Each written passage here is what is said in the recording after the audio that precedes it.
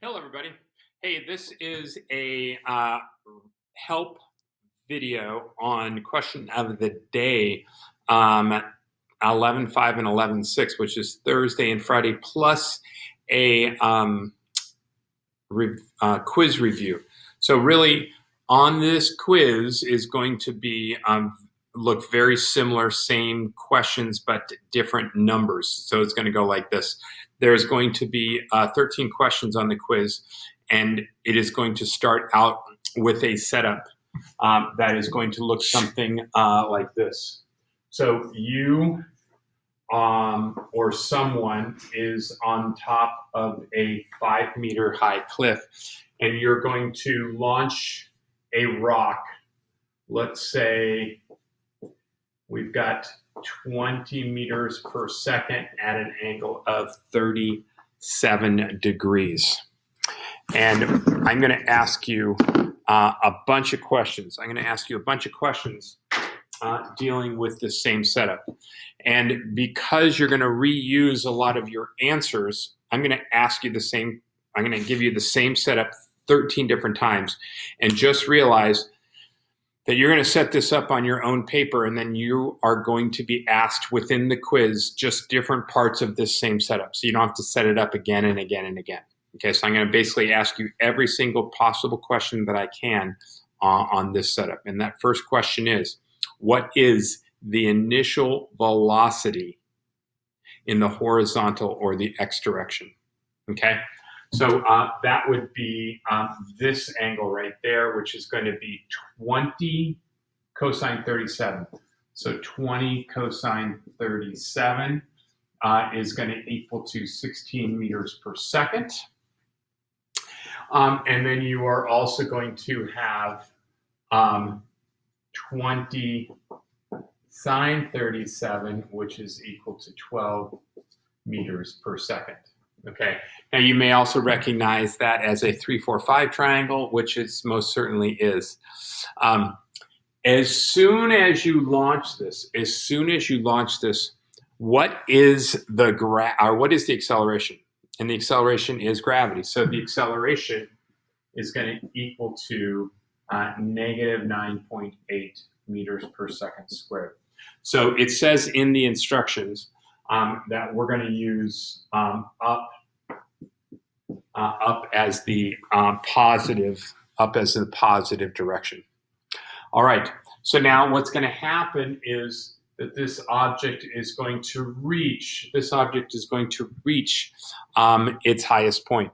So what is the velocity at this point in the x direction? Well, in the x direction, remember, in the horizontal or x direction, it is not speeding up or slowing down at all. So this velocity here is the same velocity here, 16 meters per second. What is the velocity in the y direction? What is the velocity in the y direction at the highest point? Well, as it's going up in the y direction, it's going to stop for a moment. So that velocity in the y direction at the highest point is going to be 0 meters per second. Okay. How long does that take? How long does that take to reach the highest point? Okay. And we can use V final is equal to V initial plus AT. This is going to be 0. The initial velocity is going to be positive 12 minus 9.8 times t. We're going to get negative 12 divided by negative 9.8, which is 1.22 seconds. And that is equal to the time it takes to reach the highest point. Once it comes down here, and I'm going to draw it over here. So here's the ground. It's going to be coming down something like this. Okay, what is the velocity in the x direction as it hits the ground? Not after it hits the ground, the instant it hits the ground, okay? And this is easy because, again, it's 16 meters per second because it does not change velocity in the x direction. Okay, so the next question is, what is the final velocity in the y direction? The final velocity in the y direction. Oh, we forgot something over here. How high does this go? Okay, well, we can calculate this height is equal to the initial velocity in the y direction times time minus 1/2 gt squared. Okay, and we know that this is going to be 12 times 1.22 minus 4.9 times 1.22 squared. And let's calculate that real quick. And sorry. So we're going to get 12 times 1.22 minus 4.9 times 1.22 squared. Our answer is 7.34. So our height here is equal to 7.34 meters. Now, remember, that 7.34 measured from where it was launched, and the question is asking measured from the base. So you're going to add 5 to that, and you're going to get 12.34 meters. Now, that will probably be rounded to the correct number of significant digits. If you are doing the quiz and you end up with a different answer, but it's like super close, then you just go with the closest answer. If you're kind of way off on the quiz, there's going to be a choice that none of these answers appear, or none of the above, or something like that. And that could be the right answer.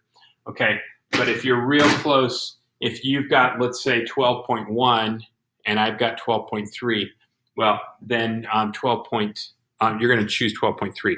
But if you've got like 15 or something and you think that's the answer, and 15 is not one of those choices, you're going to pick E, none of the above. Okay, so back to this question right here. Now, we could figure out the time, which is going to be a question later.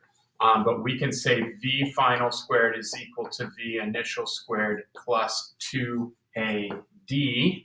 Okay, now these are all in the y direction. Okay, so our final velocity, which is what we're looking for, our initial velocity, remember that was positive 12 squared, okay, plus 2 times negative 9.8. And this distance right here, it went from the starting point to the ending point, went down 5. So this is going to be negative 5.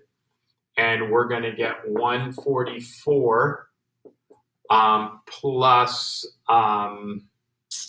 98. Negative times the negative is 98. So we're going to want the square roots. We're going to want the square root of 144 plus 98 is 342.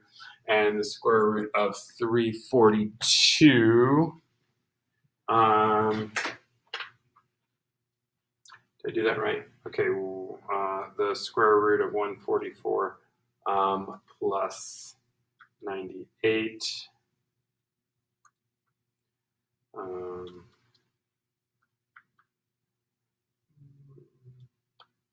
15.6. Okay, so our velocity here is going to be 15.6 meters per second. All right, so that's going to be the velocity as it hits the ground in the y direction. What is the overall velocity? What is the overall velocity that it hits the ground? So we've got 15.6 and 16, and now we're going to use Pythagorean theorem. 15.6 squared plus 16 squared, and now we're going to take the square root of 498, and we're going to get 22.3. So this overall velocity is 22.3 meters per second. All right, what is that angle? Okay, so that angle, and I want that with respect to the horizontal, And we're just going to use a little trick here. We're going to say inverse tangent of 15.6 divided by 16. And that's going to give us an angle of 44.3 degrees. Okay, so if we're measuring from standard position, then that theta is going to be negative 44.3 or 44.3 below the horizon. Okay, or below ground level. Okay, now, you guys, if we do a vertical angle, right, it's going to be hitting here at 44.3 degrees as well. But since it's going into the ground, that's why I'm going to want a below the horizon or a negative, because if we went back to this one, it was shot above the horizontal, so that gave us a positive 37. So either negative 43 or 44.3 or below the horizon, and those are going to be in degrees. All right, so now we want the total time in the air from here to here, okay? And we're going to say distance is equal to the VIYT plus 1/2 AT squared. Now, these are in the y direction. So we're going to get -5 because it dropped 5, not that 12.34, right? Because we're taking the difference between where we started and where we ended. This is going to equal to 12t minus 4.9 t squared, okay? And this is going to be a quadratic. Now, so I don't go through that, I believe, and I could be remembering wrong, but I believe the time for this is going to be 2.8 seconds. 2.8 seconds. Now, there is a negative answer that you would get in that quadratic. That is not a physical. We're not going to have negative time there. So this is going to be your correct answer. And then one last question is like, how far did it go from the base? And remember that velocity times time is equal to distance. Well, we're just going to do this in the x direction. So that's going to be 16 times 2.8. And 16 times 2.8 is going to go 44.8 meters. So 44.8 meters would be the answer to our last question, which is the distance between the measured from the base of the cliff to where it hits. Now, just a point, and I'm not sure how this is going to work out, but on the quiz, okay, if you had messed up this time of 2.8, then you would have messed up this answer right here. So on the quiz, you might see something like, if the time in the air was, let's say, 3 seconds, then how far would it have gone horizontally measured from the base of the cliff? So now instead of multiplying by 2.8, you're going to use my number that's in the question, even though it's different from the correct one, and then that would give you an answer of 48. So be aware of that. I am trying to set that up so that if you get a wrong answer, you're not penalized on subsequent questions. It's a little bit trickier. For me.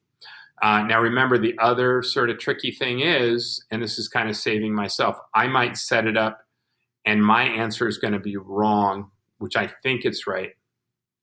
So you're going to have a choice on every one of those questions. Is the answer is not present or none of the above, something like that. That kind of saves me, but I'm also checking to see if you are doing it correctly and not just guessing. So there's going to be times where I set that answer up on purpose where it's none of the above, and sometimes it's just by accident because when I'm setting it up, I mess it up. Okay, I hope that helps, and we will see you next time. Take care.